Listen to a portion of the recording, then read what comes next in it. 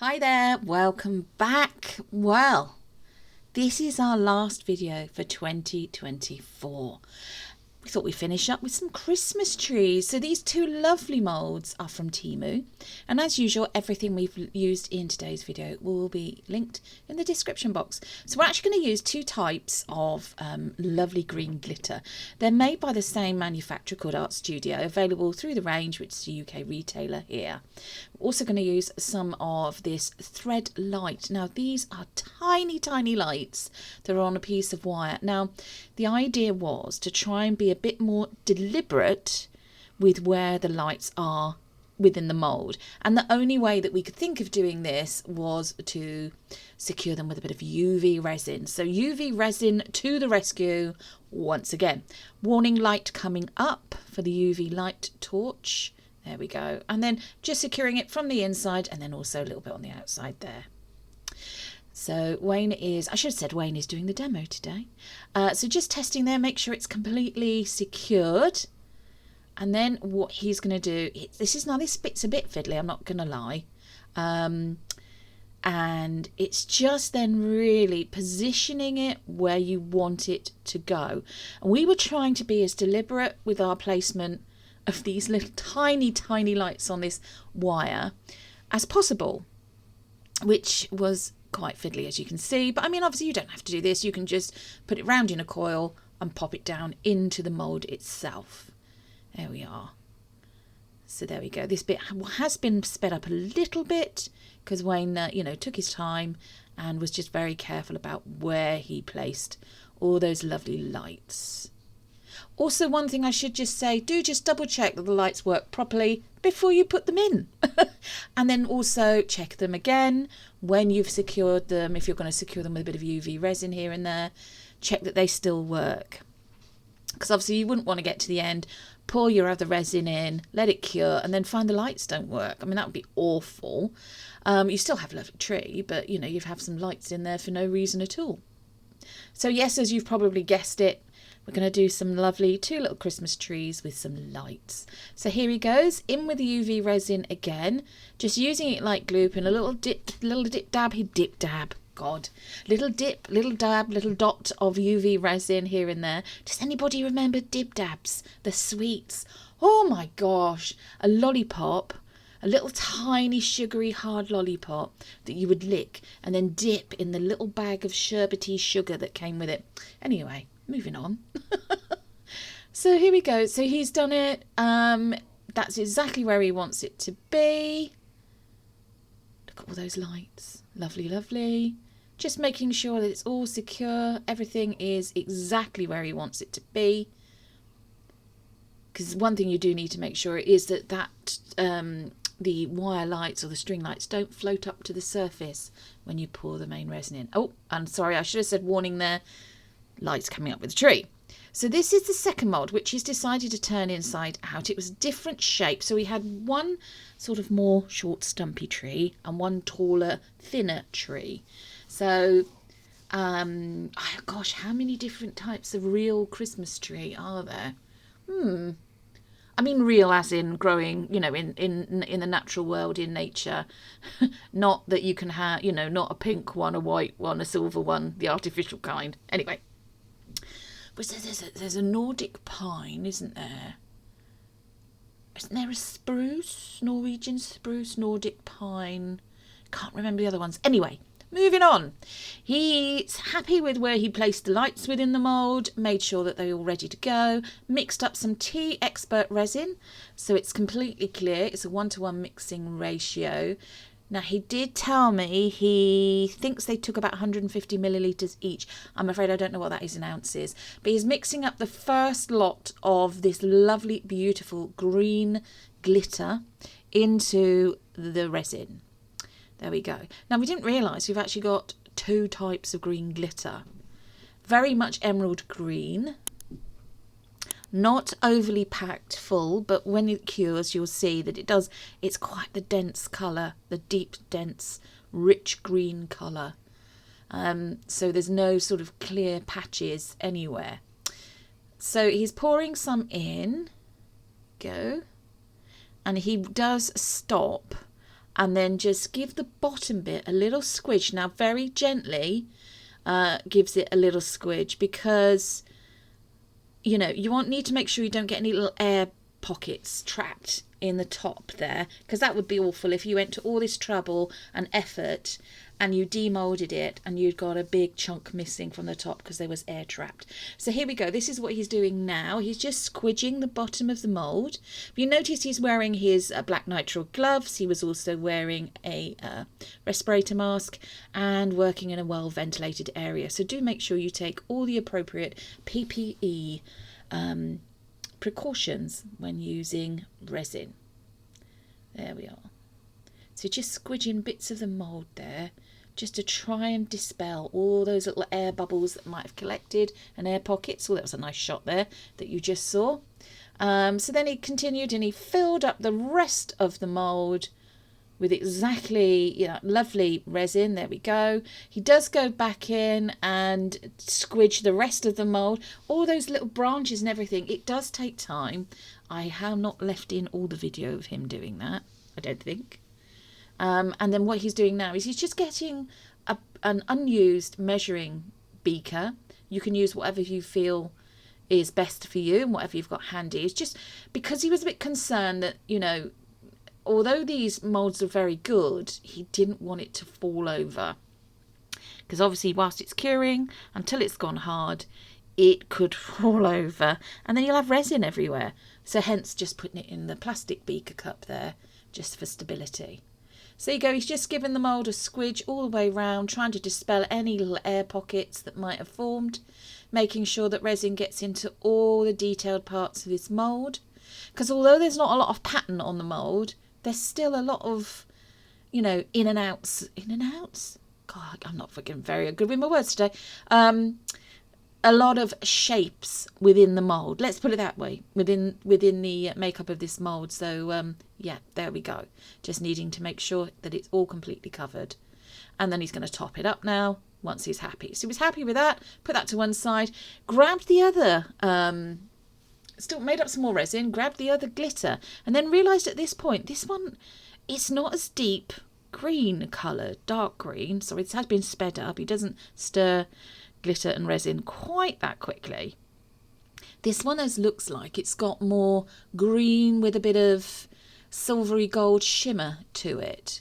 So as you can see there, he did do exactly the same with this mould as he did with the other one, and filled it up, squidged it, and then filled it up again. So this is a good day later. Now everything over here at the moment, because it is so cold, is taking 24 to 36 hours to cure. So this was 24 hours later, and he's just demoulding the first tree. Now this is the taller of the two moulds. This is the taller, more slender one.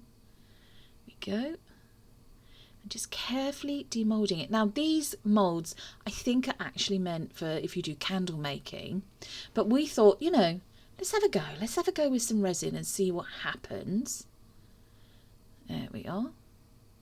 Be interesting to see how this would react with eco resin. So maybe something to try in the new year, because of course I'm saying these are Christmas trees, but these could be trees for any time of the year. So, you know, I mean, you could have them different colours as well, if you've got a particular theme. You could also, you don't have to stick with green, you could do pink glitter, blue glitter, purple glitter, silver glitter, gold glitter. You could have a whole rainbow of colours of trees. There we go. And of course they're not just for Christmas time. You could have them any time of the year, out and about, as display pieces, decor pieces for your home. But look at that. That's stunning. And the glitter, the brilliance of the glitter picks up on the branches. And then you could just leave it like that. Now, he's going to demold the second one. This is the shorter, more sort of rounder, fatter tree, more sturdy, let's put it that way, not use the word fatter, more sturdy looking tree. And just carefully demoulding it again there. They're quite good, these moulds. They do have the rigid support pieces in them, as you can see there. So look at that. Now this one looks a little bit more dull, and I don't know if it's just because it was a different type of glitter or not, but there we go. Look at that. Still picking up little bits of glitter here and there on the edges of the branches. So much detail though. So much detail on those branches. And as I said, you could just leave them, there we are. But Wayne decided, let's go with some iridescent white glitter. So running low on that, must remember to add that to the shopping list. Hopefully they will have it in. We buy our glitter that we're using in this video. We bought it from The Range, which is a retail shop over here in the UK. And they haven't had the iridescent white for a while. So next time we go in, we're going to have another look. So he's added some of this glitter into the UV resin and he's just stirring it up there. Now, as you can see, Wayne's taken his gloves off because he said, you know, my hands aren't going to get, I'm not going to touch the resin, but of course, by all means, please still wear gloves. He's also just adding in now this is a little bit of white glitter. This is not iridescent. It's supposed to be sparkly, but it was just to give it a bit more of a white sort of snow look. There we go. So that is quite thick. As he's just mixing it in well. Just try to smooth it out a wee bit. I think he did add a touch more UV resin into it. Now he's taking the smaller tree, the more sturdy looking one, and he's just going to use, and now that's a coffee stir stick. Obviously you use what you feel comfortable using. And he's put some of the resin mix, the UV resin and glitter mix, onto the stick. And he's just looking. Now, at this point, he said he knew what he wanted to do, and it was just to create a snow look, but not an ordinary snow look, you know.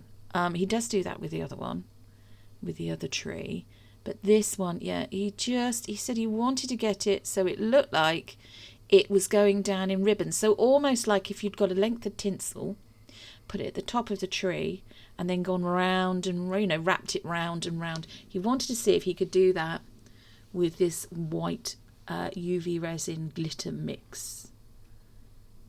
So he just spent some time, I mean, this has been sped up. He spent some time going around this tree, doing it as frequently as he thought was necessary, or what he wanted. He had a vision in his head as to how he wanted it to look. And he did tell me that when it was done, that was exactly what he was hoping he'd achieve with it. So I think you can see how it's building there, how it's coming together. Now, he does go in with the UV torch that we've got and cure it for a good 5 minutes. So warning, torch coming up. There we go. This torch is brilliant. It is also from Temu. I mean, obviously, if you've got other stockists you prefer to use, then please, by all means, use those. So here we go. This is the second one. So this is the taller, more slender tree, thinner tree. And all he's doing, sorry, it's slightly out of shot there. It's because we've enlarged the frame.